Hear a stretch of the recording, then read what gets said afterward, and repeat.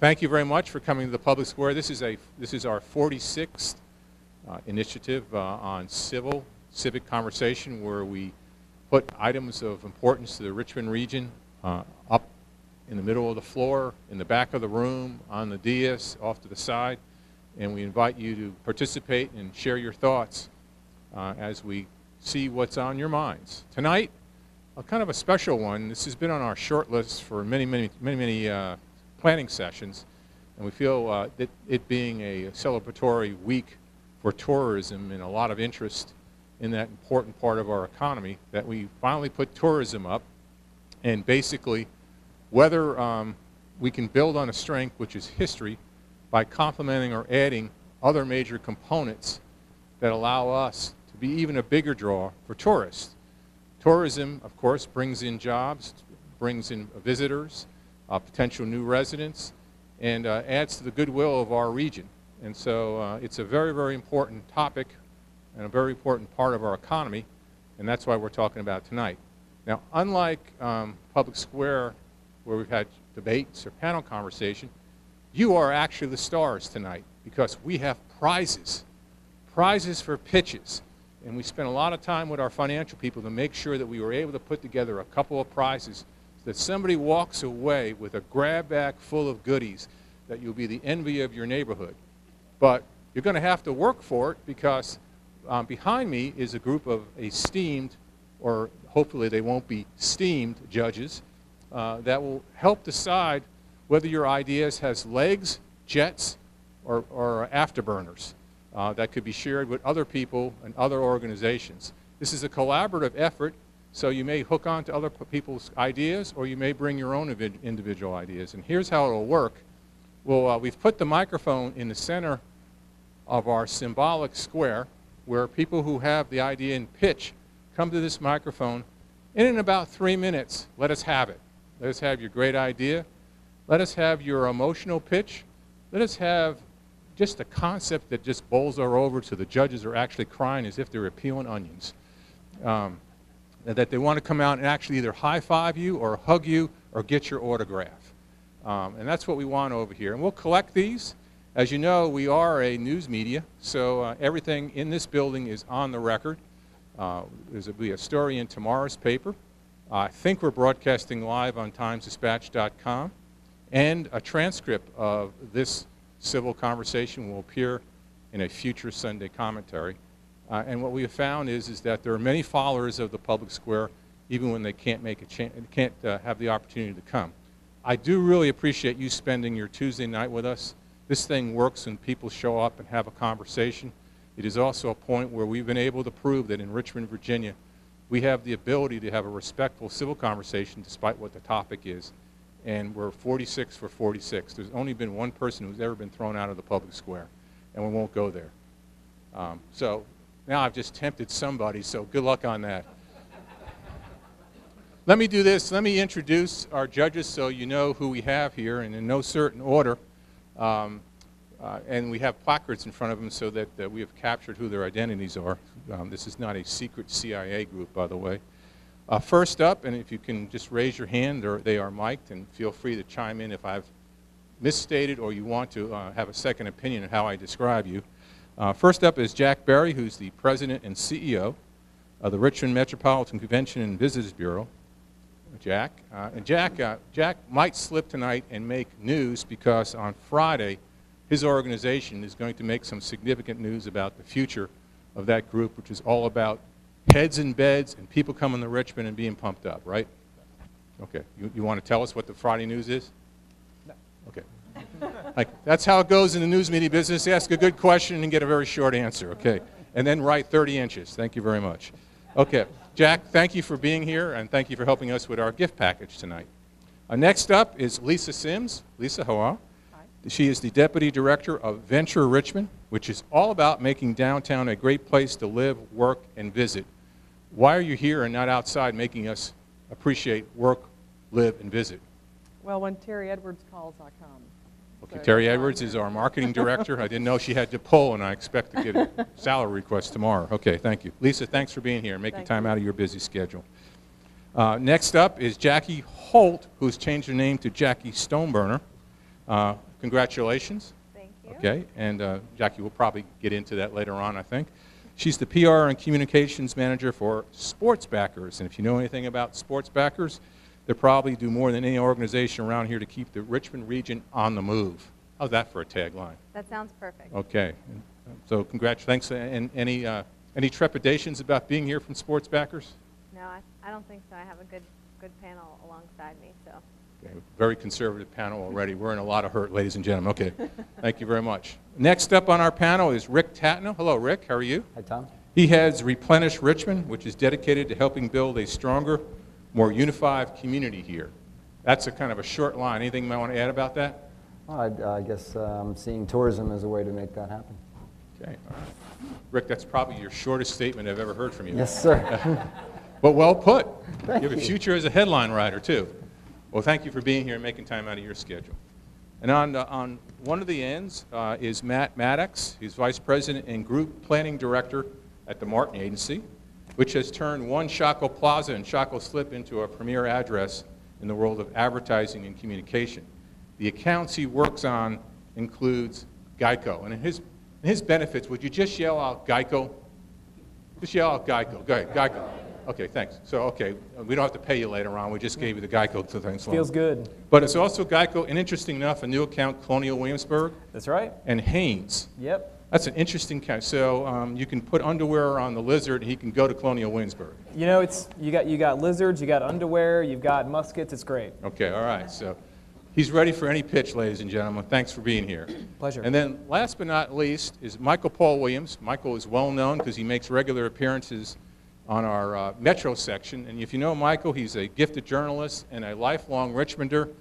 And he shares his opinions quite frequently. But he's also a very good listener as well. And he'll anchor the center, along with Lisa, of our panel.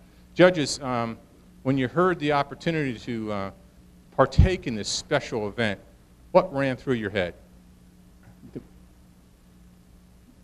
There's a lot of I feel like we need some theme service. There's so much that ran through our heads, Tom, that we just couldn't Thank take you. it all up at once. Okay. I see just a lot of opportunity for our community. I see we need the ideas of our citizens, and this is a great way to do it. Good. Okay. Anybody else hook on that? Yeah, I mean, I think, you know, for me, there's so many things to talk about. I think from communications, for me, the question will be, of all the many wonderful things we can talk about, which ones are the right ones and in what combination? We don't suffer from a lack of great things. We have too many great things to talk about. Okay, great. Michael, you've heard a lot of ideas and concepts. You've written about them. What's going through your head?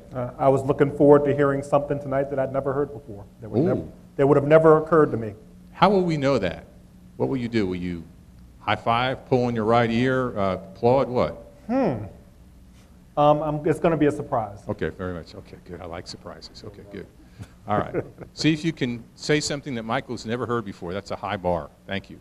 Anybody else on what you were thinking? Lisa? Well, I mean, I think the same thing that Mike was just saying. I worked in travel and tourism for about 20 years before I went to Venture Richmond, worked with Jack. And so I'm interested to hear ideas, because I think a lot of us who have been in travel and tourism hear the same ideas over and over and over again. And there's probably a reason for that. They're probably good ideas. But I'm just interested to see if there's anything new. Yeah, So. good point. And that's actually the bedrock of why we're doing it. It's not that we don't think that the good ideas are bad. It's just that we want to see if there is another spectrum of concepts that we should start thinking about. And, you know, Richmond doesn't have to be one-dimensional. Right. It can be deep on one topic, or we can be a series of things. So good. Appreciate that perspective. Jack? Well, we're history so much more, and we just appreciate the opportunity because our nickname is the invisible industry. And a lot of people just don't have it on their radar, and so we're so glad to be here tonight to just elevate the awareness, and particularly coming in with National Tourism Week. But we are a huge destination in Virginia, one of the top destinations, so we just appreciate this. Thank you. And what is National Tourism Week? It's the second week of May, and it just kind of tries to elevate the industry because it's invisible. There, you know, when you have a ribbon cutting for any company and it's at 200 jobs, just last weekend there were 2 major conventions at the convention center, And I bet no one in this room can name those 2 conventions, but we had probably 8,000 people from all over the country, particularly the events that they brought in the people, but no one knows that they were even here. And the weekend before, we had another 5,000 people. So they're coming, they're spending money, they're leaving, and no one knows it. Okay. Did you have something relevant to basketball? What'd you say, prize? Mike? I owe you a What'd you prize. say? It was basketball. I saw a bunch of young ladies in basketball togs walking around downtown. Okay. It was blue chip basketball. We had 10 basketball courts on half the exhibition floor and a cheerleading competitive event on the other half of the floor. So we had the cheerleaders and the basketball, but they even have college scouts scouting out these teenagers already. Well, that fits right into your repertoire of sports and music All to about your ears. sports. Definitely. And I'm excited to be here. In my 4 years at Sports Vickers, I've learned that a lot of great ideas come from partners. And so I think working with you guys and working with the community is really important. And I'm excited to hear some good ideas. Okay, well, great. So here's how the public square works. It's usually 90 minutes. Goes from 7 to 8:30. And sometimes we have panels, sometimes we have debates, sometimes we have different formats. This is a format where we have judging. We have put the microphone in the middle of the room. So you come up, say your name, hand me the green card. Your green card helps us identify you in either the paper, I'm sorry, blue. We changed colors.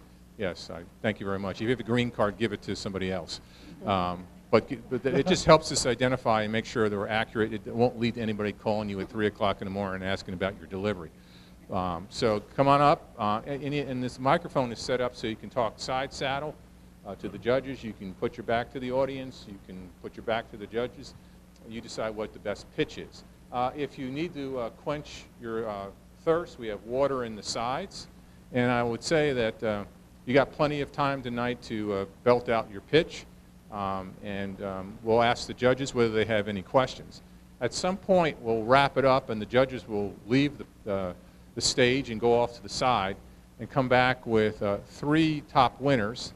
And then we'll turn to the audience to see if there's, of those 3, a people's choice. And then the judges will weigh in on who is the other winner. So 2 winners, 1 a people's choice, 1 a judge's choice. We'll see how it goes. All right, anybody got any questions? Okay, all right, what a compliant group. Thank you very much. All right, let's open the public square. Who wants to be first to come up and wow the judges? Okay, come on. Looks like you got a uniform on. Okay. Do you have a card? I do. It's right back at the... Okay, all right. We're off to a rough start. Okay.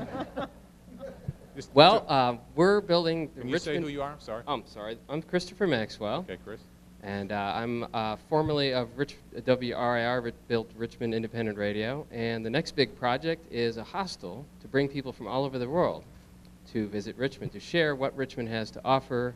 We all know how great Richmond is. Now we want to show off the amazing James River Park, the Poe Museum, which is why, you can see what's on the shirt here, in case anybody else wants to see. We're referencing Poe. So we want to bring the world to Richmond and share Richmond with the world. And given my experience in radio, one of the things I'd like to do that's a little bit of an extra twist to all the other hundreds of hostels out there is to build a radio studio into the hostel so that people from all over the world, if they do spoken word, poetry, singing, they play an instrument, they can tell us ahead of time, and we'll tell our people in Richmond who want to be a part of such a listserv that, hey, so-and-so's coming from Brazil or Japan or Russia or New Zealand or whatever it is, and they play this instrument, or they sing, and they would love to jam with Richmonders. So show up on this evening at so-and-so time. We'll have a ring of microphones built into the ceiling so that there's no setup time, there's no cords to trip over. It's all about spontaneity and making it really easy and quick to just have fun. Some proportion of that will be amazing, and we'll put that on the air and on the internet. So that way, we will connect people in Richmond directly to people all over the world through shared experience and shared arts, and they will then connect Richmond through the citizens to the rest of the world. And so we don't have to rely on whatever the elite may think. Everybody, hundreds of Richmonders, get each of their chances to connect to the world, and thereby the world has hundreds of chances to connect to whatever it is they find connective for them in Richmond through the people of Richmond. And so that way we leverage not just what's great about Richmond, but also what's great about Richmonders and what's great about the world for Richmond. We bring in new blood because those people may be poor enough to want to stay at a hostel now, or maybe they just want the adventure and they actually have plenty of money, but they like to share their adventure. But in the future, they're going to be working in governments, they're going to be working in corporations, churches, all kinds of things from all over the world, and they're going to call their contacts back in Richmond to find out about ways to make money, make social contacts, religious contacts, whatever it is that makes their world happen. They will have that connection with Richmond, and Richmond will have that connection with them.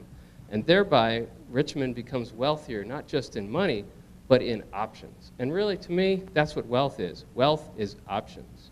And if it's options for individual Richmonders and the world, then we're all wealthier. Well done, Chris. Almost in 3 minutes. That's great. And so, judges, we have our first hostile takeover on behalf of Richmond. But any questions you want to Chris? He got it in 3 minutes, and he covered a lot of territory. Any questions? Just the address for the hostel. 7 North 2nd Street, right across from the main library. It's in a building that is labeled the Otis Elevator Building. It's a very nice historic building. It's got beautiful blonde brick in the front. We're making an extra effort to make sure the mortar matches when we do repairs. We're repairing the windows with a lot of thought towards the history because, I mean, that's a big part of what Richmond has to offer. Great. How big is the occupancy? Well, we're going to start out with around 50, and eventually we could go to 80, and that's kind of up in the air at the moment exactly which order things are, you know, when that will happen. Might want to talk to me later about those kinds of details. Sure. We could use volunteer help and money, of course. Oh, here we go. Here's the other pitch. Well, You got to make it. Any other, yeah, Mike. how do you monetize it, speaking of money? How do we monetize it? You got some money? I mean, as far as once you get it rolling. Oh, we rent the bed, same as the other hostels. People come and they pay, we haven't decided the exact amount. Most hostels are somewhere between $20 and $40. I'm sure we'll be somewhere in that mid-range there, I'm sure. And, you know, sometimes we rent out to whole groups. You know, we have the wonderful opportunity of the session with the General Assembly, so I'm sure that we'll actually be not quite as seasonal as some of the hostels. So we hope that'll help. On both ends. Great. Are you aware of this being done anywhere else? Well, which one? There's hostels everywhere. No, what you proposed. Is there any other? radio station. Yeah, is there any other hostels? Not that I'm aware of. Okay, thanks very much for being first. Appreciate it. Very well. Okay, thank you. Okay, that's great. That's great. First, always should give applause. Who's next? Microphone's open. Come on up.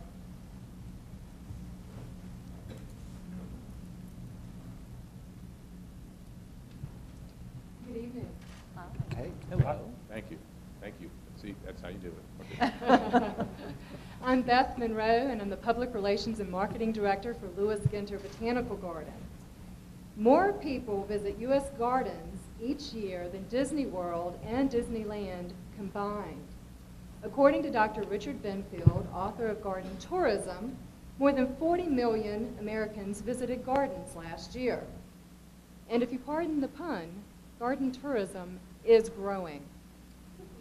Last year, the total attendance to botanical gardens in Arboreta grew 6.6%. Why? The Travel Channel has a theory. As the world's green patches grow smaller and smaller, garden vacations grow in popularity. Garden tourism is a broad category, and I invite everybody here to think outside the boxwood. Garden tourism can include parks, flower shows and festivals, home and garden tours, wineries, dining, berry farms, sculpture gardens, hiking trails, concerts, sporting events, and exhibits. I'm hard-pressed to think of a Richmond area attraction that doesn't have some link to the list above. Consider a bird's eye view. We have jewels throughout our region. Think of the James River. Outside Magazine chose Richmond, best river town. Maymont, one of 10 great public spaces in America. Historic Garden Week, chosen by USA Today as one of the top 10 great flower shows and garden events. 25,000 people from around the world are visiting right now for Garden Week. And of course, Lewis Ginter Botanical Garden. Recently, the Travel Channel chose the garden as one of the top 10 botanical gardens in the country. And also, the garden won an International Garden Tourism Award as one of the top 10 North American gardens worth traveling for, a destination. With limited resources, the best strategy is to work together and to take advantage of what we already have. The challenge is presenting it in a way that is appealing to our potential visitors and is easy to grasp. Trails are a great example of how this can be done successfully. They create a ready-made itinerary. I'm proposing we use the trails model to package garden, outdoor, and nature-related attractions and experiences and market them as Richmond's Garden Path. This provides a bouquet of possibilities for our visitors. It can be promoted through the many ways we already communicate about the Richmond region. The seed has already been planted on the RMCVB website with a Richmond Blooms section. This could be expanded and enhanced with website traffic measuring the results. A good example of a website promoting regional garden tourism is greaterphiladelphiagardens.org. The timing is right. There's growing interest in public green spaces right now here in our region with the beautiful RVA movement. Parents want screen-free time for their children. Gardens are common ground for all ages and socioeconomic levels. Author Richard Louv was in town this week, and he put it well, and I'll end with his words. The future will belong to the nature smart, those individuals, families, businesses, and political leaders who develop a deeper understanding of the transformative power of the natural world. The more high-tech we become, the more nature we need. Thank you. Okay, thanks for that. Nice job. Nice job with the word selection and putting together a trail of ideas that connect. So, judges, any questions? I have Comments? a question. Sure. This idea of the Richmond Garden Path, do you foresee a specific path that you would take, like much like the Liberty Trail, or do you, I wonder because there are about 145 miles of dirt trails in the region right now, so I was just kind of wondering where you see that going, or if it's just kind of throughout the region, not connected. Well, I do see the possibility that it could be multiple, it could be a network of paths. I'll be honest that first and foremost, I think that a natural place to start would be the corridor between Lewis Ginter Botanical Garden and Maymont, with the Virginia Museum of Fine Arts right there along the way. We talk a lot about ways that we can collaborate, and you know, the fact is that our natural spaces, green spaces, and plant-related activities and experiences really are one of the common denominators that we have, and I could see that really expanding throughout the community. Beth, have you had conversations with other organizations, garden-related organizations about this? Well, like I said, we do meet, Suzanne's here, as well as some of the other museums. We're always talking about what's the best way to collaborate. And, you know, the best way to collaborate is an authentic and real experience with the best of what we have. And I think that, you know, when I was reading out the accolades, we have some wonderful attributes here in Richmond, and I think we should own them. How do you envision productizing this? Is it just a map that connects them to get these different places together, or?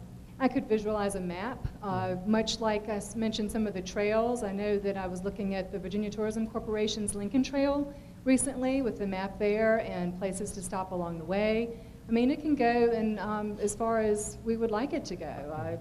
It can go into experiences that just, you know, it may not necessarily be gardens, but related exhibits, you know, landscape exhibits at some museums, dining, culinary experiences, as far as we'd like to take it. Thank you. Okay. Thank you very much for being number two. Appreciate it. Thank you. Microphone is open, and while somebody comes up, we've been receiving tweets all day, and I have a couple of comments to make, judges. I don't know whether they'll make it into the final, but P.J. Atkinson writes, Build a new stadium and arena together. Build restaurants and shops to go around it. Abernathy Bland writes, make it a package deal. Bunch our greatest attractions together with some sort of hotel deal or a multi-pass deal. Make it easy to love. And finally, Matt Lovett writes, focus on Richmond's rich history. We should make it exciting and interesting as Williamsburg. Okay. Welcome, sir. Okay, very good. Thank you. Let me turn this mic so I get the voice properly. Hi, my name is Jon Boat. I was in the advertising agency business for 38 years, 22 of which were with the Martin Agency. Rock on. Yeah. Water is magnetic. At least it's magnetic to the human body. People want to be on it, in it, or around it. It's one of the most compelling forces of human nature. Now, I know this from 38 years of successful destination marketing, but there's empirical data as well. If you Google urban rivers, you'll find 232,000 results of studies, plans, and criteria to document and shed light on the subject and its desirability.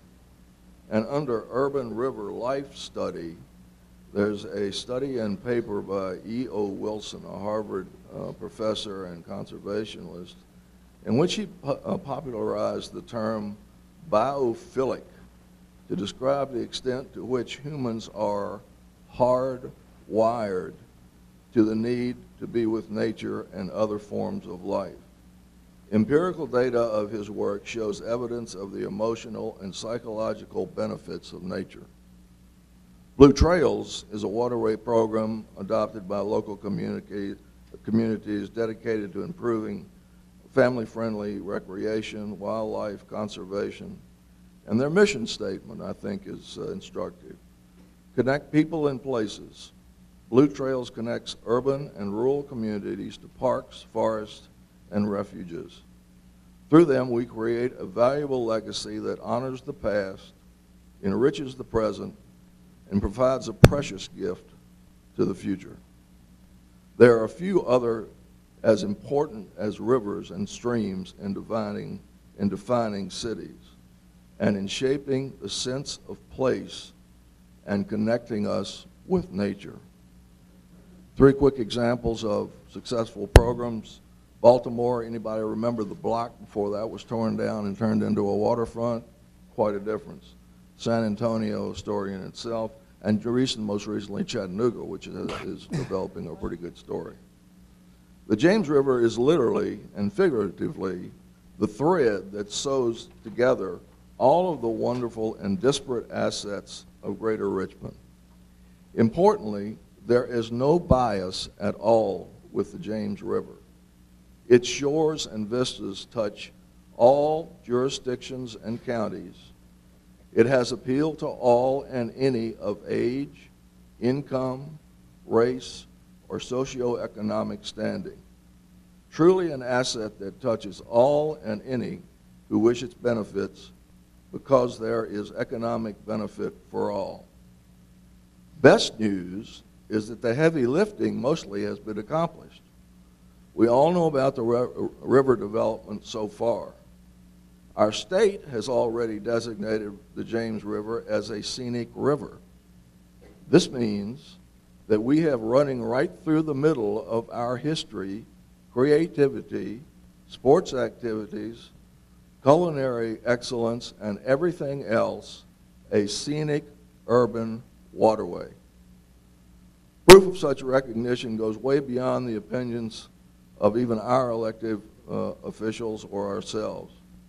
Greater Richmond was in the front page of the news of Outside Magazine, which I'm sure you're familiar with as it was published in the papers recently. And it called Richmond the best river town. Let us not ignore the river running through the living room.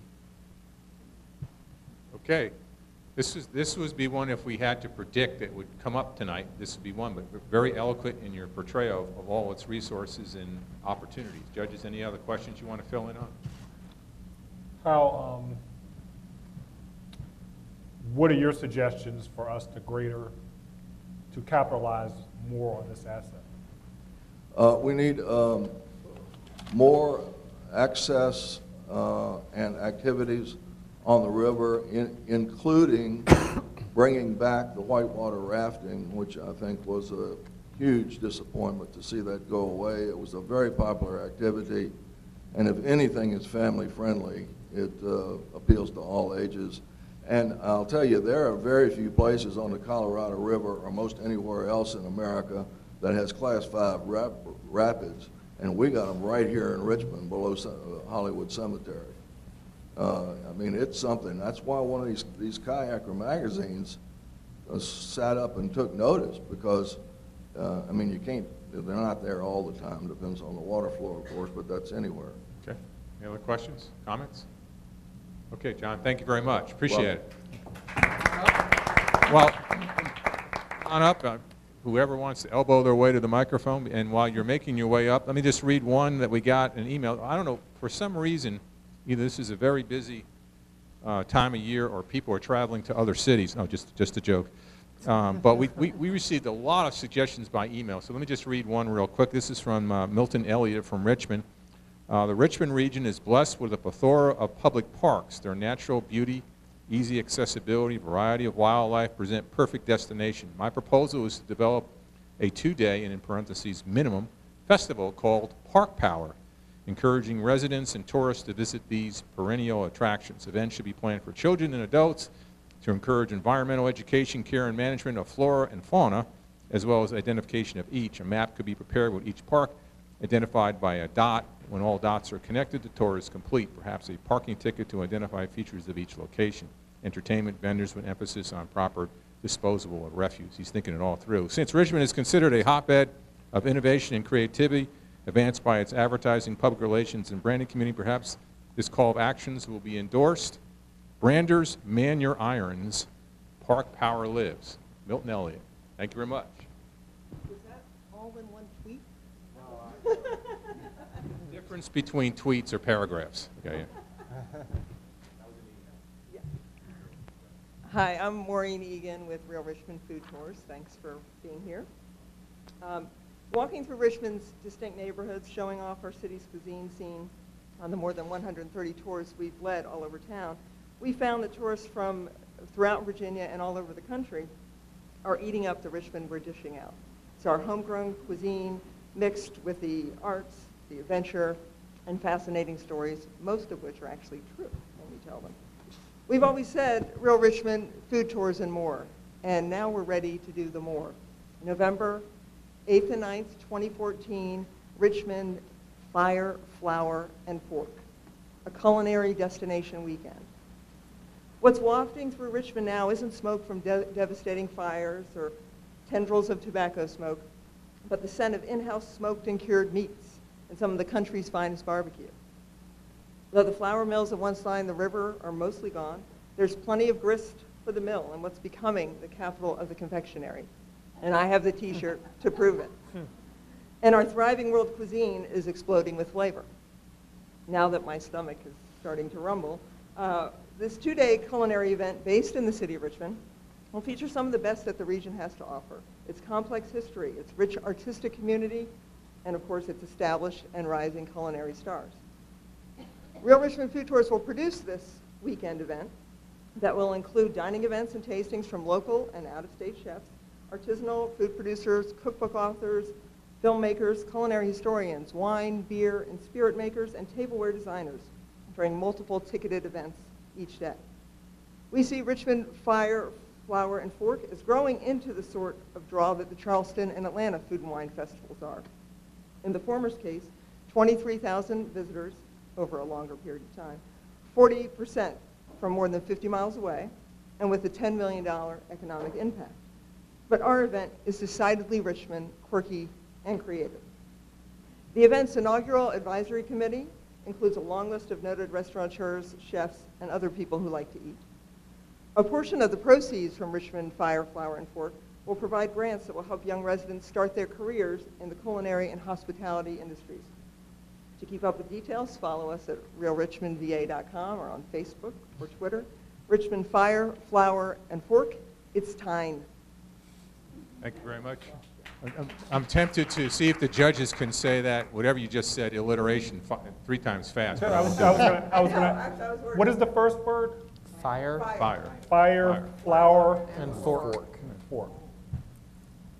Maureen, do you have a guesstimate on the number of people you're looking to try to reach out to? We would expect it small, thousands the first year, 2014, 10,000, 15,000, I don't know, but then go up. But that's pretty big numbers. Well, 10,000. yeah, but I think Richmond's ready for that, for over 2 days. What's- Yeah. Where are you going to stage it? We have a plan, but I don't want to announce that tonight. Oh, Were you and Jack Well, it's keeping only everything, fair that keeping Jack everything asked back that tonight? question. Friday, Jack, Friday. Nice try, though. Any other questions? Michael? Can you give an example of how you connect the history to the food? Sure. Molly Randolph, Mary Randolph had the cookbook, The First Virginia Housewife, one of the first American cookbooks. She had a boarding house in Chaco Slip, right where the Segway, the Columbian Block is. So we've connected her to our tours already. We'd certainly have her cookbook there for sale, but we would have chefs working recipes. Her book is actually incredibly international. It's 1825, but she's got gumbo in there. She's got recipes from Africa, from Europe, from all over. So again, it's this idea of the world's cuisine as a newish thing is not accurate, and I think we use the history there to show what was going on in Richmond as far back as that. So we've been talking about history trail and garden trail. Are we talking about possibly a food trail or Well, culinary trail? Well, that could be, we would certainly, one possibility would be doing tours from there because, again, I can't tell you where this spot is. You're trying to trick me. But that is certainly a part of our plan. And Real Richmond Food Tours already does do culinary tours walking through town, so it's related. Okay. All right, thank you very much. Thank you. Can't you just see the breadcrumbs just being put out, being followed and go? Thank you very much. Okay, come on up next. Go ahead. We'll get you all in. Okay, what a courteous group after you. While he's coming up, we actually got an email from Lee Sutton in Newport News. And Lee, I can't tell whether Lee is a gentleman or a lady, but Lee has a fantasy. And this might be just for you, Mike. Envisioning a series of plazas ascending from the river with new residential neighborhoods, building over top the expressway, more effectively connecting the riverfront with downtown, creating steps with sculptural busts, portraits of important and ordinary people as a new homage to Monument Avenue, which works as an urban anchor. The collection of presidential busts recently auctioned in Williamsburg, did I say he or she was from Newport News, will make a great core collection. Vistas from the river and from the hill and from satellite. Okay, you're on. Thank you very much. Thank you. Good evening. My name is Bill Cardullo. Richmond has evolved dramatically during the previous 2 decades. The old Richmond is not the new Richmond. Advances in the arts and sciences are evident throughout the city, and the entrepreneurial spirit is growing at a rapid pace, which bodes well for our community and is in keeping and attracting a diverse culture which has enhanced our city overall. That being said, I believe it's now time to go back to the future. In 2001, Richmond followed Chicago's lead with their cow parade and hosted our own version, which featured 200 unique, painted, mosaic, sequined, and otherwise lavishly decorated fish. The fish theme was adopted from our natural ties to the James River. These 200 diverse pieces of art were placed strategically through the city and were dispersed in public buildings and places as well as private businesses that allowed access to the public. At the conclusion of the exhibit, the fish were auctioned off and the proceeds of more than $310,000 benefited about 70 local nonprofit organizations. Now, I'm not proposing that we repeat the fish theme again. Perhaps boats would be tied to the river, or eagles in honor of our resident pair, or a stack of textbooks giving a nod to our excellent college communities. Whatever theme is chosen, It would enhance the local and tourist folks to seek out and discover the treasures dispersed through our community. Maps sold for a nominal fee would show locations and thus broaden the overall view of the city. With folks seeking out the displays, local restaurants, shops, and businesses would hopefully enjoy an increase in business. The concept of urban art has evolved from humble beginnings in 1998 and now include Africa, Asia, Europe, North, Central, and South America, and Oceania. Thank you.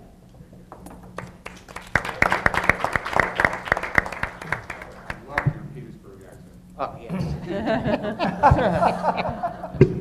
It's from a little further north. Yeah. It's Fredericksburg. Any questions for Jack? It's a good idea to redo what we've done so well before. Yes. Yeah. Good. Thank you. Neil, Thank thanks you. very much. Okay. We're going to kick out a coin pretty soon and flip who goes first. That's actually the best management tool. Thank you very much. Thank you. Welcome. Oh, my daughter's not here. I have to change glasses. Get my elegant John glasses.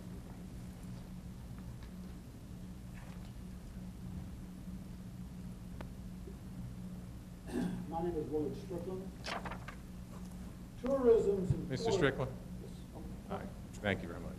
We want to hear you. Okay, thank you. Tourism's importance has been on the short list for many in the Richmond region.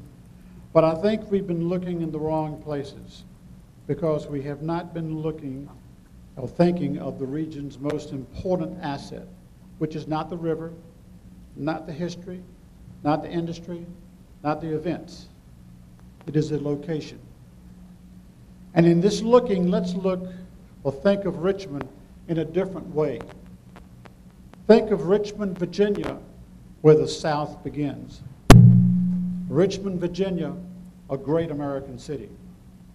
Create a desire for people as they travel to Richmond to stop and plan their trip south. Create an I-95 visible welcome center in the Main Street station.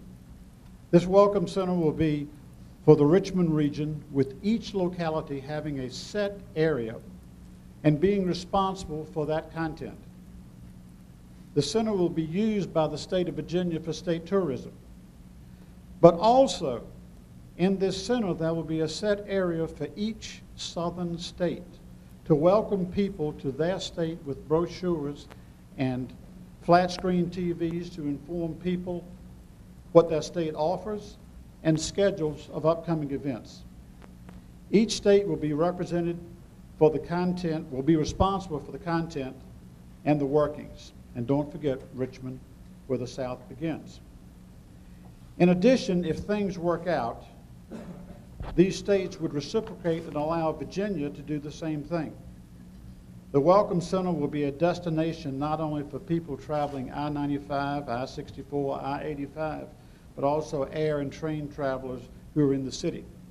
In addition, area residents who want who know how to who want to locate theaters and art galleries and historic sites, all of this information will be found at this center or on the State of Art website. There will be a theater for presentations on the area, a mini museum with permanent exhibitions extolling the area, plus a museum with a constantly changing exhibit that focuses on a particular locality. Each locality will be responsible for their exhibit. It's a time that the Richmond region step to the front of the stage and take its rightful place in this country as a good place to live, a place where history has taken place since 1742 to the present. And now, taking the lead to create a feeling that now is our time to take this city with its location and project a vision of the future so all the people in this area, state, region, and country can look at our past and learn the lessons of history, culture, and industry, both good and bad. With this idea, all citizens can realize their rightful place in our country and truly feel that Richmond, Virginia, a great American city, is where the South begins. Okay, broad concept, trying to tie it all together. Thank you very much, Mr. Strickland. Judges, any questions to amplify? And your choice is the Main Street Station for this, sir? Pardon? The Main Street Station is where you think this should be? Yes. I think with the upcoming construction, it's going to be a glass box. You're going to go by there. It's going to be all lit up. And plus, I really feel that the clock tower would be a symbol for Richmond. And I think the state is thinking about moving into the area. All right. Thank you very much. Appreciate that. Don't look at me. I'm not going to get in the middle of picking the wrong person. So whoever who can get up there, you can stand online if you want. Thank you very much. I have one tweet, though. More trains downtown at Main Street Station or easy bus connection from Staples Mill. Okay. Please. Okay, please. Thank you very much. All right. I just feel the need to include the audience. I'm Suzanne Home with the Virginia Museum of Fine Arts. And when this opportunity came to our attention at the Virginia Museum of Fine Arts, we started a brainstorm about how we could respond and what we've learned about success in Richmond. And one of the things we've really learned is that people really care about the creative spirit and about seeing themselves. The Virginia Museum of Fine Arts has been open for a little over 2 years since almost 3 years actually, since its grand reopening. And it's a transformed institution in a lot of ways, and so we have some lessons that we've learned that we feel that we could share and that could extend beyond our institution. We, as Beth knows, we're keen to collaborate, and we do collaborate with many tourism partners throughout the region. But the DNA of Richmond is creativity. I mean, it goes from the Martin Agency and the business community all the way through the cultural attractions and certainly to Virginia Commonwealth University. The ideas at the Richmond Forum, the ideas that come forth at the public square, and ideas that came forth at TEDxRVA, the inaugural event that we produced that I was very pleased to collaborate with this recent April. But at the Virginia Museum of Fine Arts, we have 5,000 years of creative achievement. So it's from ancient, it's modern contemporary, it's cultures throughout the world. And you're able to see these cultures, you see these lifetime, perennial human nature expressions created throughout all cultures. And it really here, it resonates in a fundamental way. So not so much a campaign as a celebration of creativity and the arts in Richmond, which is already here. I mean, we keep Austin weird. Richmond is so superior in so many ways. We're a discovery from the food to the gardens, to the galleries, to the studios, to things that are happening that people express themselves in business as well as in day-to-day life and in their most personal and public ways. Okay. Judges, any toss-up questions? How would the celebration manifest itself? And are you talking about a particular event in a particular location? Or? What we talked about and what we thought we were responding to was more a tagline that broadens our communication about what is here beyond history. And I can tell you that that has been a frustration for us for many years, because even though art is obviously about human history, we have so much more to offer than simply a historical message about this region. So it's a broad theme, more of a tagline, thematic connector. Do you have a tagline in mind? Where art lives. Okay, thank you very much. Appreciate that. Sure, go ahead. Thank you very much. I have one other tweet, stress-free parking. Okay, thank you. We'll get that done next week. My name is Dennis Bussey. Imagine that it's 1840, and you're in Shockoe Bottom, and you want to get to where Hollywood Cemetery is. Hollywood Cemetery is not there yet. How do you think you'd get there? You'd get there on a canal. Now imagine it's 1890, and you want to go to the debutante ball, which is at the Birdhouse Pump House. And you might know that there is a pump house out there, and the second floor of it is a beautiful dance hall with all the hoop skirts and the bands and all the paraphernalia that went along with celebrations at that time. And how do you think you would get there from Shockoe Bottom? You'd take a canal too, and the canal would be dragged up there by a mule. Later on, when they started to build the fan, they started to come in there on some horses and carriages. I know this because I'm the leader of a hiking group called James River Hikers, Hiking with History. 22 months ago, we had 20 members, and this week, we will have 800 members. These are serious hikes, somewhere between 6 and 9 miles. Examples are Jackson Ward. Sunday had a hike of the Pipe Walk, Mayo Bridge, Slave Trail, and the Manchester Bridge. There's a hike of Church Hill and Evergreen Cemetery, another one of Belle Isle, another one of Hollywood Cemetery, and many more. You can find us on meetup.com and then go look for James River Hikers. It's free. I would welcome anyone to join us. If you go to the pump house and you take a hike back the river and you go right down the river, you're going to find some of the most beautiful river that you're ever going to find anywhere. I think it looks not much different than it looked back in 1600. But one of the things you'll come across there is an old abandoned grist mill. No signage, no indication of what it is. It's fallen apart. But I know that that grist mill was built in 1819 by Dr. William Foushee. Yes, that's the same William Foushee who was the first mayor of Richmond, and it's the same Foushee whose name separates the streets that go east and west in the middle of town. But it's fallen apart. There's nothing there to indicate what it is, and it's been lost to history. My idea is to restore the canal to a way that you can send boats up and down the canal, to put some tour boats in service, to fix up the pump house. Let's put a museum there. Let's put a theater there. How about a restaurant? Some entertainment? Let's take care of the Foushee Mill.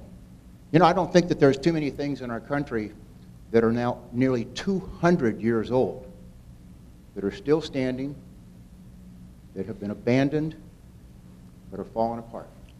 It won't be there much longer if we let it go. Do these things, and I'm convinced that people will come to Richmond and they will want to participate in this. Good. Thank you very much. Judges, this gets you a chance to tell him to take a hike and he won't take offense. Yeah. Go ahead. You keep coming up with them, Tom. Where exactly is the grist mill? Pardon me? Where is the mill, the Foushee Mill? All right.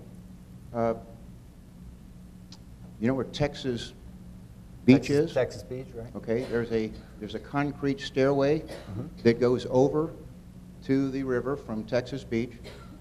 You cross over there and you walk west. You get to the train the train crossing, and you can either cross over the railroad train station or the train rail, or you can walk right across if it's low water, and it's about 200 yards on the other side of that. By the way, I neglected to show you, this is a picture of the pump house. Love that place. It is. Wow. This is a picture of the Bushy gristmill. If you want to share those with the audience, that's fine afterwards. Yeah, sure. Any other questions? Okay, thanks very much. We'll go to this gentleman and then you, Doug. Come on up. If you need help, and looks like you got some old-fashioned PowerPoints. Yeah.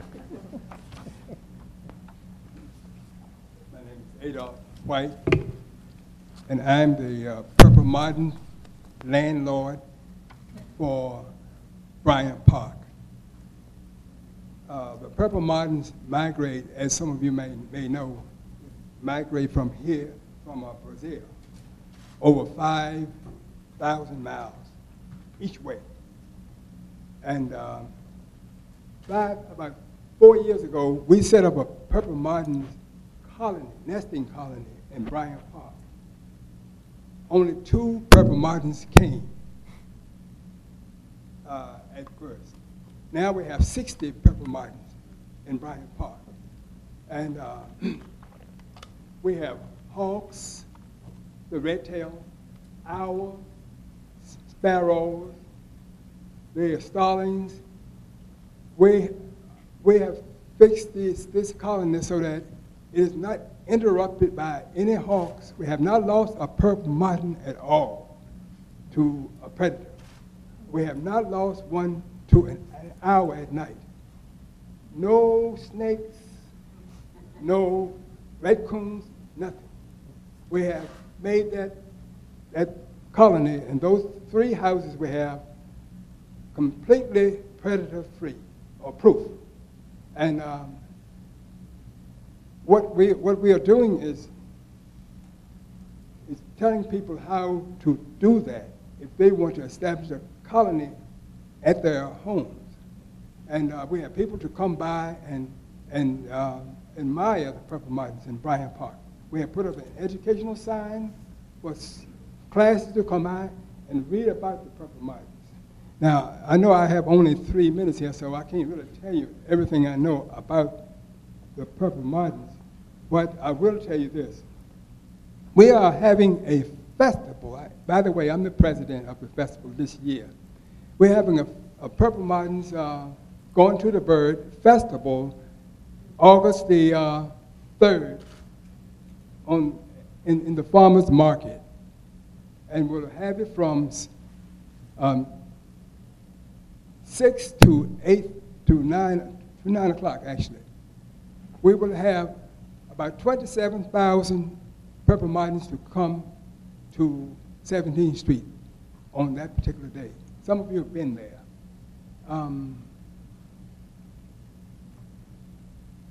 And don't worry about whether the 27,000 are messing up the area, because here's what happened. They start to come in on July the 31st, and they go until August the 15th. That's the time that the Purple Mountains migrate. 17th Street Farmers Market is the stopover before they migrate. They rest there each night and feed to gain the fat for this 6,000-mile migration. And there's a lot of things. When you come to that festival, the Purple Mountain will give you a show. Now, they will make all of these types of flying patterns. And the reason they're doing that is to evade or elude the predator. That's why they're making this tornado type of design. They're making a roller coaster. They are making a mixing bowl, which is at the top. These are things that the Purple Mountains will be doing. Okay. So can you wrap up so we can get the judges to ask you any questions? Yeah. You started with scaring us the heck out of us with the owls and the snakes. Now you're adding the tornadoes into it. Okay. Well, what we are we are going to do at the festival is just to show people how to have a Purple Martins colony in your yard, in your backyard, and how to have the bird feeders there also and keep everything predator-free. Okay. The whole thing. All right. Thank you very much. Appreciate it. An expert in this Purple Martin thing is something else. You know, Oh, it is. Yeah. It's just the festival. If you haven't been, you need to go down to Shakabottom during this time frame because it's great. Now, sir, are you recommending that this is a way to keep the Purple Martins coming back to our community on a regular basis if we have these different habitats? Yes, because if we didn't, they would stop coming because they wouldn't have any place to raise their young. They can't do it in Brazil because Brazil is too hot over there, too much humidity. So they have to come to South America, to North America for that. Good. Thank you. I have a feeling that we could be here all night on Purple Martins. Well done, authority. Love the Come on, Doug. passion. Appreciate it. Thanks for your displays. We'll go next. Okay. Thank you. My name is Doug Burford. We have a small ad agency at 2nd and Main Street in Richmond. And we would like to position Richmond as the creative center of America. And to do that, we need to do something that is totally outrageous and unforgettable. Now, you're probably wondering what we have that will make us a creative center. I just happen to have a long list here. I'll make it short. Where else will you find a ballet that New York praises? A symphony that's absolutely incredible. Museums that are the envy of almost all the other states. Where else will you find the creativity in the university that surrounds us and in the Brand Center? Where else will you find racers, squirrels, Indians, and geckos all running around town? So I would like to announce that we would like to say that Richmond can be the center of the creative universe. And in case you can't, well, that says Richmond, Virginia up there, by the way, in case you can't read it. Now, our idea is that if you have simple signs up and down the East Coast and have some billboards and that will attract, the curiosity factor will bring in tourists. And that's what we're relying on. It is outrageous and it is unforgettable. And when you see this, you'll wonder, well, I need to go here to see what it's all about. And then all the events that we have can be that creative, to be built around that, to position us as the creative center of the universe. And anybody would like to have a copy of this? Just happen to have 1,200 of them. Yeah. Anyhow, thank you very much. That is a concept that Sure. We would like to propose, and we like to do advertising that works, and I think this will work. Thank you. Okay, judges, any questions on the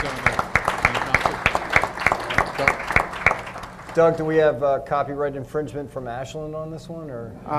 We talked to Ashland, and they are just the center of the universe, and we are the creative center. As long as you got it figured out. Yeah, and I didn't know that until later on somebody told me that. I said, oh my God.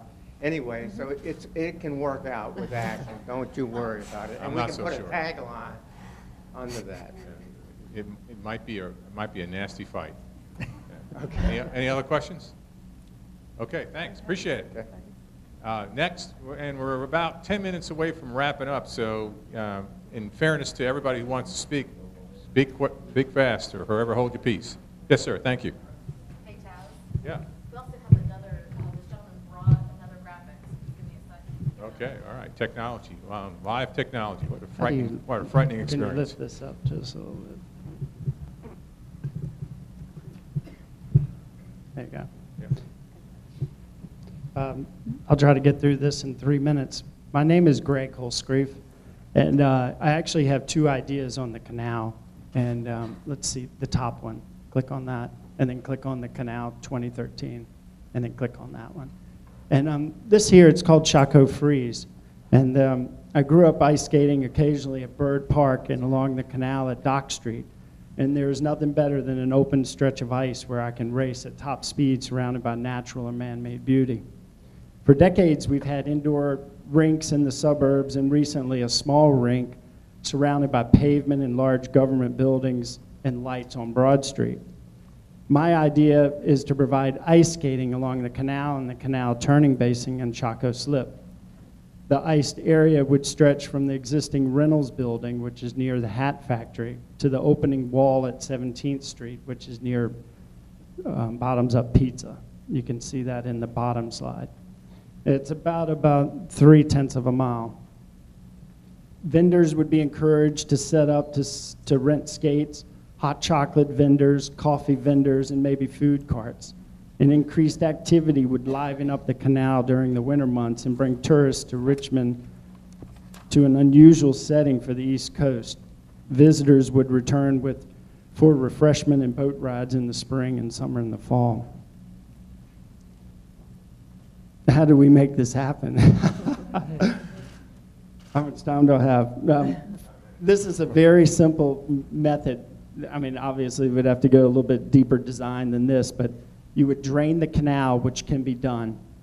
You would install a large pipe under the ground of the canal so that water that comes from the James River currently that gets into the river, that would go underneath of the canal and go to the flood wall so that the lower part of the canal, which is in front of Dock Street, could still be filled. Okay, you with me? All right. Then you, in simple terms, you would install a gravel top and then a layer of concrete.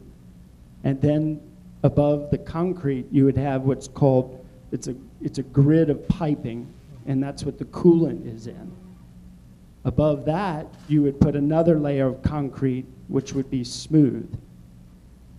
Now, to get the coolant, you have to have chillers. So you would have chillers to cool the surface of the concrete. And then normally what they do is they spray a 1/2 inch of water, 1/4 of an inch, and then it builds up to about a 2-inch surface. We're going to take your word for it. You know how to build this sucker. Okay, all right, next. All right, so essentially that's how that's going to work. And then this is another part of this. So once you would do that in December, January, and February. And then once that, it gets warmer weather, what you could do for the month of November and March, open it to to rollerbladers, skateboarders, or inline skaters. And then in April, you would open it back up for the canals from April back to November. Multi-use. Multi-use. All right. Thank you very much. Questions? Have you costed this out? Yeah, and it would be less than a ballpark. He's stepping out on this one. No, I don't, I would say, it probably more than $1 million and less than $5 million. I mean, it's a big range. I'm not here to, give you a cost estimate on it. It's a little soon, but it can be done. And I think it would enliven, you can already tell the other photograph, that's in Amsterdam. Obviously, we don't live in Amsterdam, but in the winter months, if you ever go down to the canal, it needs some life. Okay. All right. Thank you very much. Appreciate that. All right. Whatever. Thank you very much. A couple more. Oh. You want to do what? I guess. Okay. You want to freelance? Don't tell me you're an interior decorator. Okay. This is all right. Yep. Okay. My name is Paul Kiefer. My family and I have lived here about 37 years. And my idea is called Build This and They Will Come. Now, when I say build this, this is not the idea of construction at all. We're going to do this with our heads. Just move a little closer. Excuse me. We're going to do this with our heads and our heart. If I'm facing south, the heart is the river. the James River. It's been the crown jewel of Richmond since its beginning, and it's actually was the founding basis of this city. And it needs to stay as the centerpiece. For people that have been here decades like myself, we've seen other projects come and go, and they haven't always done so well. But usually something at the river works. And I think finally we're seeing more emphasis down that way. Richmond is made up of many groups, and that can be both a blessing and a curse. You always hear also the idea that the whole is greater than the parts, and I think we need to start applying that idea. So here in Richmond, we've got the history group, history people, and the arts people, preservation people, and the business people, and the government people, and don't forget the sports people. And within those groups are many, many smaller groups, a whole bunch of groups. And they function well. In fact, they probably function too well, because I think to some degree they protect their own interests rather than more so supporting the big interest, the big picture of everything here in Richmond. So what I think we need to do is work on the idea of a collective city pride, and what I would say is build a pervasive energy and enthusiasm that really is necessary to move this stuff forward. But we are changing, and it's positive. And I want to mention two names. Maybe I shouldn't mention names, but I do want to mention Jon Lugville and Sports Backers, because I think he started this initiative of crossing over, not working in silos, but working together. Two good examples of that would be the River Rock and the 10K, because what he does there is he gets people from all these different areas, and he brings them together, and that's what Richmond needs. He's employing this idea of collaboration and crossover, and ask Jon Lugville, or this young lady right here, she probably knows what's going to go on in June, and that's an extension of that whole idea, and I think it's beautiful. The second person, Randy Humphrey. We did have a representative from Lewis Ginter Botanical Garden. Randy is the education director at Lewis Ginter, and she started a program called Beautiful RVA. And both through electronic means and face-to-face talking, she's both reporting and assembling all the people that are doing these projects that, again, cross over and that make things happen for everybody, not just in your little situation. The thing I like about it, it's beautiful in its own right in that it's very open and inclusive. She's seeking people that are doing all these things and building that energy that we need so much in Richmond. And I think with that, we'll get the collective city pride. We'll fuel this pervasive energy and enthusiasm that I think could become greater. And I think there's also two projects which will accelerate the tourism in Richmond. And that would be the Riverfront Plan and the Capitol Trail. Right now, $4 million is allocated in this current budget cycle to do two projects in the Riverfront Plan. Raise your hand if you know what either of those two major projects is. Okay, there's 1, 2, 3. How does he know? Not many, and I think there should be more people that do know. It's going to fund the dam walk and the terracing at Chapel Island. And I think more people should know about that. And I think more people should get on board with all these things that a lot of people are working very hard with at the city and embrace all these things, get excited about it, and that's going to be the right thing. When I first met Ralph White in February 2012, he said, well, Paul, if some of this stuff is frustrating, why don't you do something about it? So I said, okay, I will. The very next month, in March of 2012, I started a monthly walk from Rockets Landing into the city. And I still do that, and basically that's meant to make people become aware, make people become excited, and engage what's happening in what I call the main corridor from Rockets Landing into the city. And that would be Haxel Point and Canal Walk and Browns Island. And a wrap-up point? Another influence is that I lived in Switzerland for 5 years, and when I lived over there, the people embrace their urban water. There's a constant flow of people and energy, both locally and visitors. And I saw lingering. Lingering is a very important concept. It came to Richmond in 2009 with a project for public spaces, PPS. And it's starting to go now. People in the city government are picking up on PPS, and it's beautiful. Okay. Another one is Accelerator. How many more you is got? Lyndon Miller. My last 15 seconds. Okay. Another accelerator is Lyndon Miller in New York City. She did a whole heck of a lot, do many things at Central Park and other parks in the area. And that can be alive here. It applies very much to Richmond. She's got a 20-minute video. I would like to see everybody in this room watch that because there's so much that applies to what we could do here. So what I'm saying is use our heads, everybody in this room, and everybody outside this room, and our heart, the James River, build it, and they will come. Okay, thank you very much. Appreciate it. Thank you. Thank you, Paul. We've got time for two more. We've got to let the judges off. My name is Lyle Browning, and archaeology is what I live and breathe. I was certainly hoping when Tom Sylvester wrote a good argument could be made that our region already realizes the full extent of history's value, that it was a stalking horse, or at least written tongue-in-cheek. But as the paragraph continued, it was apparent that the Times-Dispatch move to the wilds of Hanover must have left electronic communication and apparently even electricity behind. My point is this: historic tourism has basically barely touched its potential, much less tapped it out. We don't even have a state museum devoted exclusively to the human history of Virginia. West Virginia has a wonderful state museum, as does the Tar Heel State, as does Pennsylvania, as do other states, but Virginia does not. What tells the story of the last 16,000 years of first Americans' history? Where can the curious tourist go to find a comprehensive and up-to-date display? Not here. Captain John Smith met Powhatan and Pocahontas here, and two very different worlds had their first summit meeting. Is that site protected and commemorated? In typical Virginia fashion, a small piece of it is to be left alone, but surrounded by development.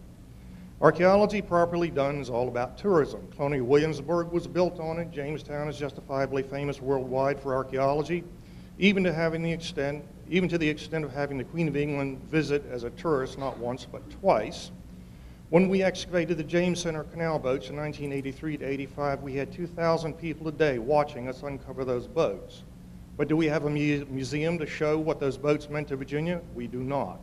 We have the only stone arch in the USA under which George Washington rode in one of those canal boats, and it is hardly promoted. We should put canal tourism as a top regional priority. The region has the first commercial coal mining operation in the colonies. The region had the first iron blast furnace in the entire New World. Both are barely blips on the tourism radar. Lumpkin's Jail also awaits interpretation on a scale it deserves. What we don't need is another plaque stating that here formerly stood, nor do we need another highway marker commemorating an event in 100 words or less. That is at once absurd and at the same time insulting compared to what could be done with adequate preparation and vision. In a world that has now gone electronic, what plans do Richmond and the region have for e-tourism? Is there a Richmond area history webpage that one can go to for a quick to detailed history of the area, complete with maps? Is there an e-walking or driving tour, a Richmond tour app for Richmond and the region? My contention is we need a bricks and mortar state museum that tells our story, and we need a really serious effort in the direction of e-tourism that covers all the issues from gloss over to academic detail using web pages, apps, and social media. These will bind together and bring awareness to the touring public of the wonderful but little known resources that will generate return visits. Thank you. Okay, thank you very much. Quick question. Lyle, do you see this in Richmond? Sorry? Do you see this museum in Richmond? Yes. At the VDOT building at not Elko, Chaco Bottom, further east, the old repair place, whatever it's called, I can't remember it at the moment, but that is vacant. It was a World War I aircraft factory. And it's evidently the VDOT is not going to be using this thing anymore, so it would be an available building. So yes, in Richmond, and it's right on Route 5. Okay. Great. Thank you. Appreciate that. You and Ralph will have the last word. Thank you very much. Well, we're going into overtime now, so. I'll cut this about in half. Thank you very much. By the way, I've been involved with a group that has brought tourism to Richmond, and thanks to Jack and his crew, and special thanks to Dasha Runyon, for 29 years. It's a microcosm, but we've done a decent job for one weekend out of the year. But that's not what I came to talk about. I'll cut it short. How about something that'll draw world-class attention longer-term residency in dollars, be constantly usable year-round for a very large group of people that would come from all over the world as well as Richmond residents. Okay? That sounds good. What if in the World Championships, cycling championships that are coming up in 2015, the people that came to that saw a world-class velodrome in Richmond? Oh, that's a big place. No, it's not a big place. It's a neat thing to do. It is a relatively small facility, relatively inexpensive to build and maintain. The initial cost is somewhere between $5 to $8 million, according to what you do. It's weather durable. It's usable all year if you build it outside or inside. Utilizes a very small staff. Usually can be run by a Parks and Rec department of 3 people. Has small equipment costs. May be sponsored by local businesses and industry. Attracts enthusiasts, which include youth groups, high school, collegiate, professional, and Olympic class athletes. And, of course, that brings the events that they participate in. I mentioned youth athletics. One of the big things in Richmond that I see over all these years is that the youth that are involved in some form of organized activities, athletics, etc., come out with something positive out of that. The small velodromes around the world that have these programs do tremendous jobs with their youth. Okay.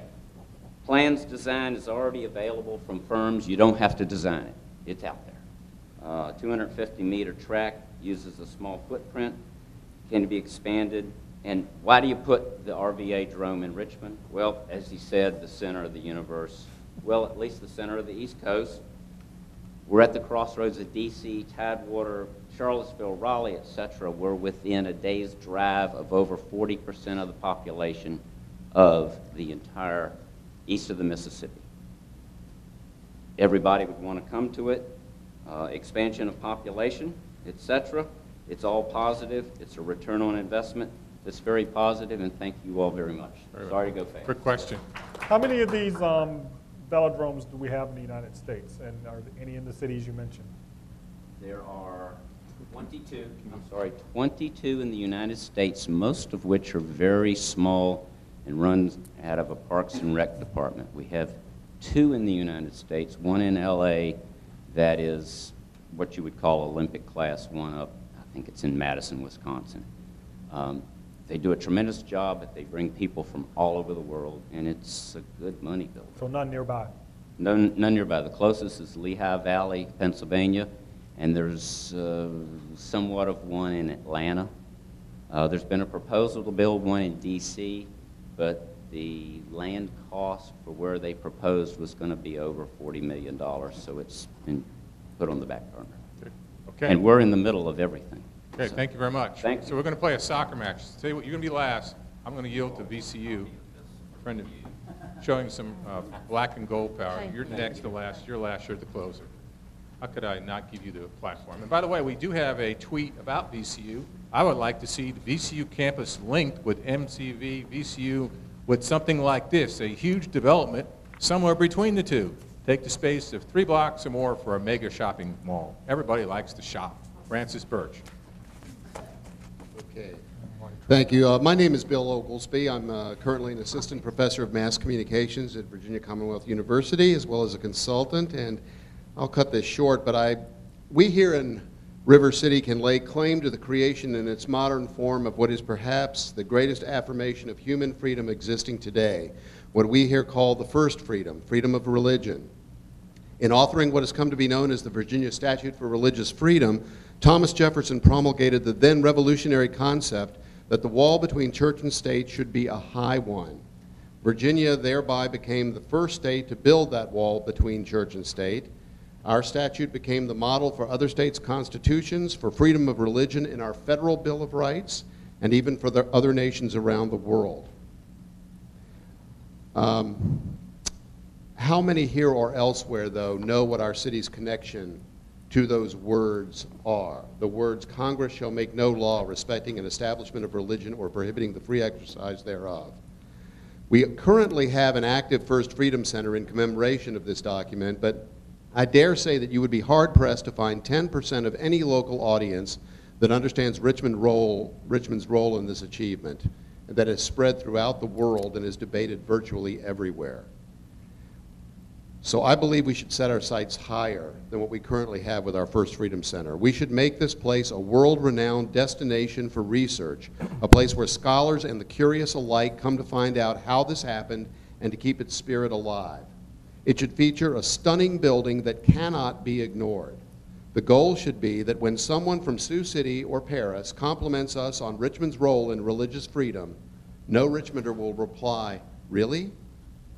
Whenever and wherever the subject of religious freedom or religion in society comes up, it should be in connection with the place where it was born, Richmond.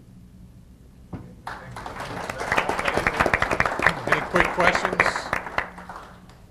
Okay, judges eager to do their deliberations. Ralph, you got the last word. Thank you. Richmond has three features along the... I said your first name, but in fairness to the audience, but not everyone. Ralph White. Thank you, Ralph. Richmond has three features along the river that are distinguishable. One is the canal, one is the flood wall, and one is the river. I think all are somewhat underperforming. Here's what I would suggest. One, take the canal boats and have them stop at 4 or 5 places along the canal. They function like a boat, a bus or a taxi, rather than a tour boat. Remember, if you take the tour once, there's no incentive to do it again. This is no cost.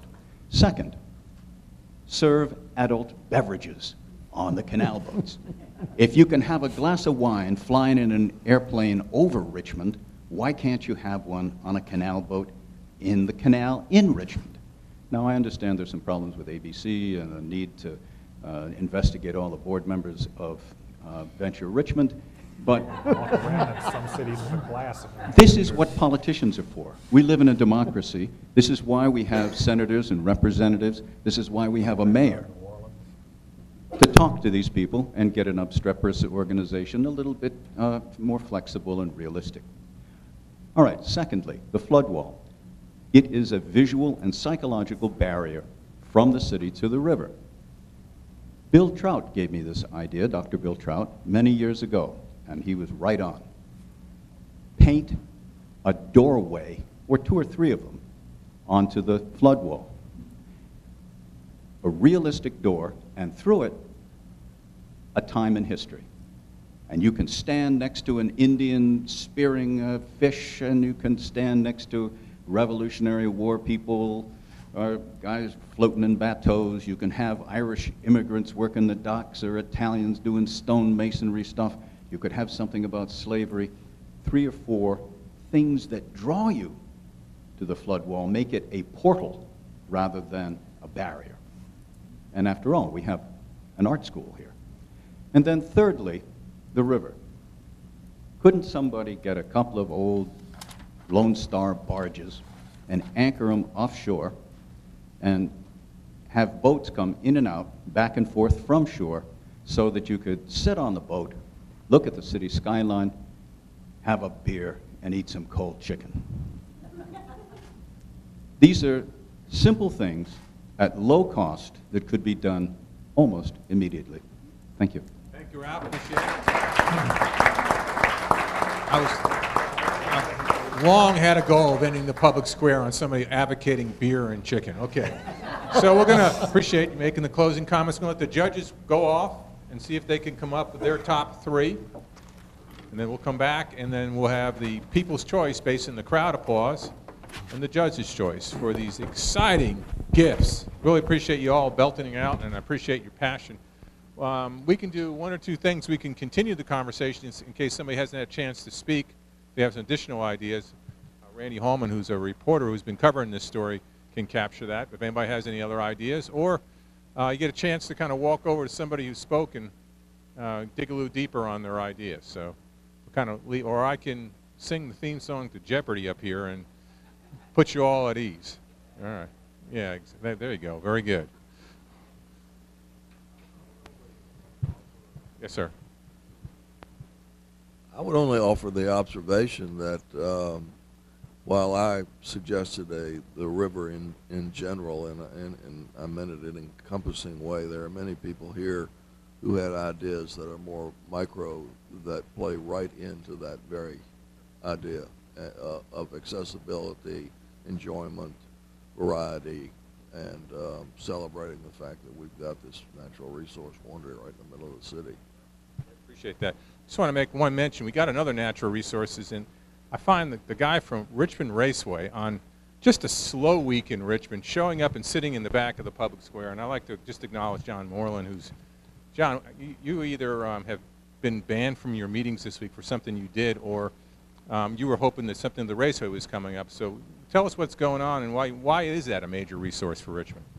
I think first of all, we're proud to bring all the guests that are coming this weekend. We're proud to be a part of the Richmond region for over 60 years and hopefully for a long time moving forward. I don't know. One thing I just want to say this. I love all the ideas. I think they're all great. I think we want to try to find ways when people come to Richmond for our race to market to them so they come back at other times during the course of the year.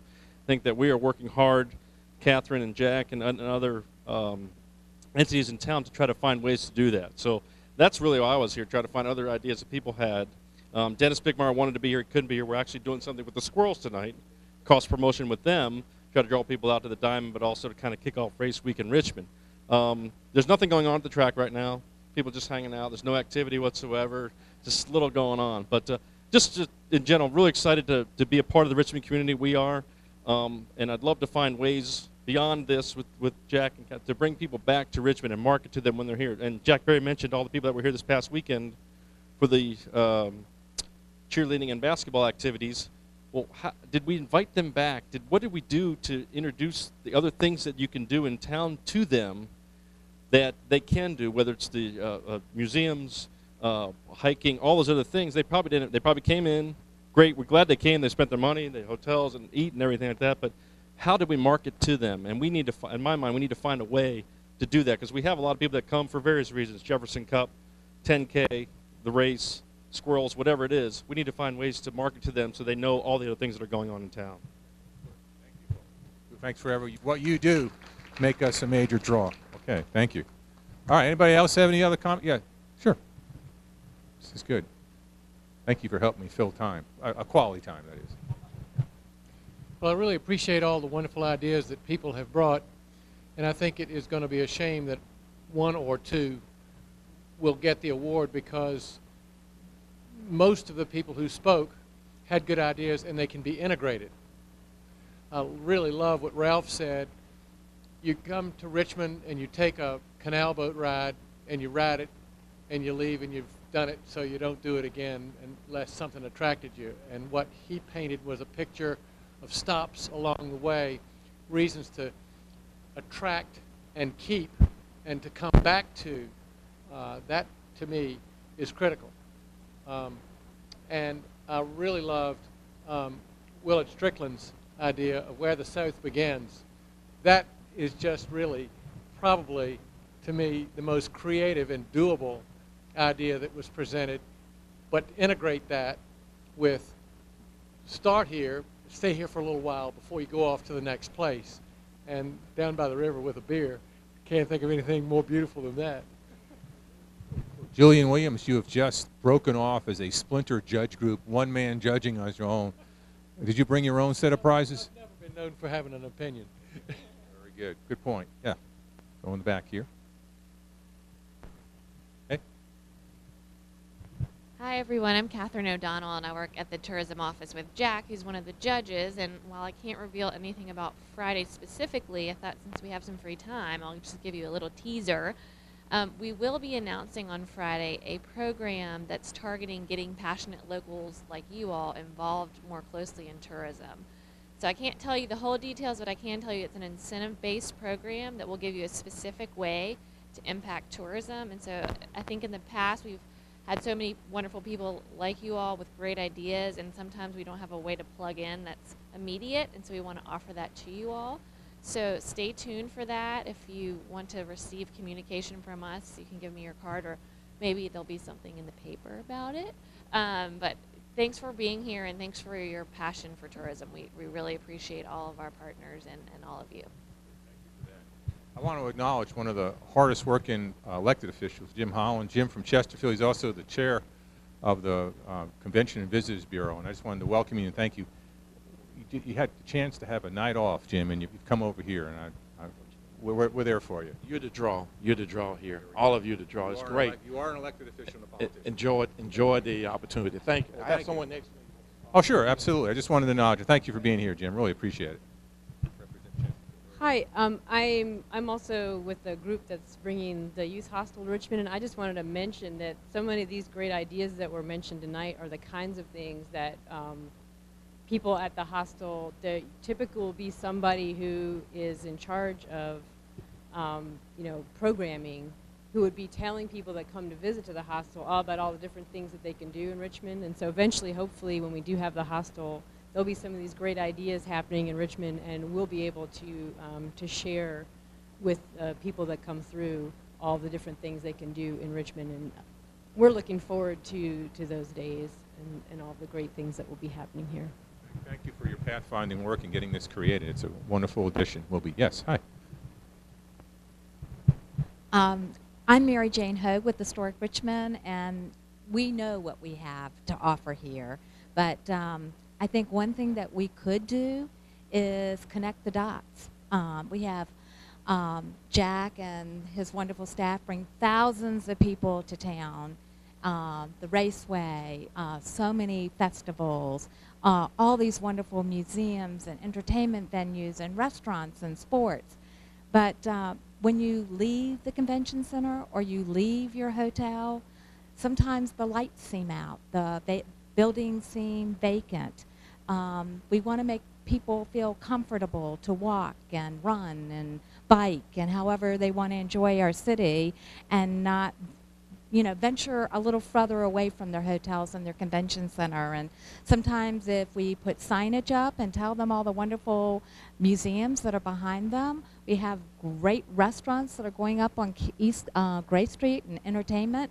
If we could go back to some two-way streets, such as the master plan has talked about, maybe close part of East Gray Street, make it a pedestrian walkway, and create a little plaza and some of the empty spaces in the Millen Roads first floor, the old Le Vogue, the old Flair, all those Richmonders, and fill these spaces. And it would be great for the convention center and the hotels to say, just venture a block this way. And it would just be great to see the lights back on, filled spaces, and creating friendly pedestrian parkways for a chic, just to be a chic entertainment, restaurant, entertainment retail district. I think that would help.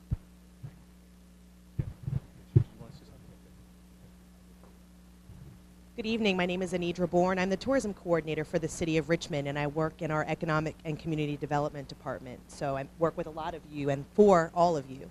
And thank you all for coming out this evening. We're kind of preaching to the choir here tonight for those of you that have attended, because you all know the strength and the worth of tourism.